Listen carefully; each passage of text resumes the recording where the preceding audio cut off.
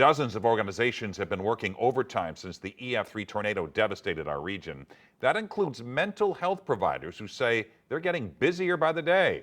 Our Annie Krall is live at Chaifetz Arena at the new Resource Center after hearing from people about the mental toughness you need to keep weathering this storm. Annie.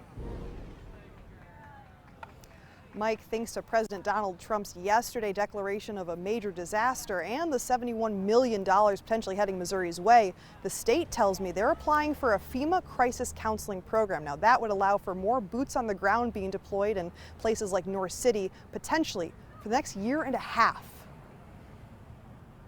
Every day, 20 to 50 clinicians from the state and behavioral health response team are knocking on doors, offering free, immediate, and local mental health care. Even if you just want to tell your story, that's a great way to start that conversation and just see what kind of services we can help with. The folks that are walking around in these vests are really good at listening. Making the rounds in places like the West End near Union Boulevard, where a 3-story house collapsed on May 16th, which is where the 86-year-old matriarch of Denise Chisholm's family lived. Like the Wicked Witch in The Wizard of Oz, when Dorothy and them threw the water on it, like it just melted and the roof is sitting on top, like the hat. This grandma made a beeline for the Missouri Department of Mental Health Office of Disaster Services table. The mental health booth is extremely important because one thing that we don't teach in the black community is mental health. I mean, and we live through trauma every day. Some people are still numb. They're saying, like, I don't even know where to start in solving all the problems I have in front of me. Julie Gary, St. Louis's Bureau of Mental Health chief, says it's hard to forget a man with PTSD recovering from a concussion he got during the storm.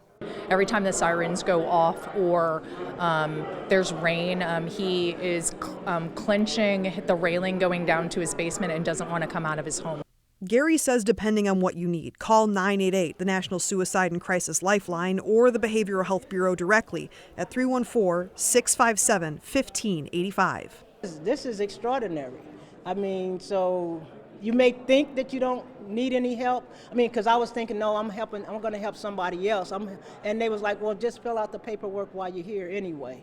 You don't ever know. But it's giving me some resources for the community, and I really love that. Mental health experts say that if you or someone you love is feeling stressed or overwhelmed, there are some immediate coping practices that you can try. First of all, slow your breathing down. Secondly, you can also try and focus on a specific part of your body to ground yourself. And then, of course, the age-old exercise to work out some of that frustration, besides, of course, all of the professional resources we've already listed. Reporting live at Chaifetz Arena, Annie Krall, 5 on your side.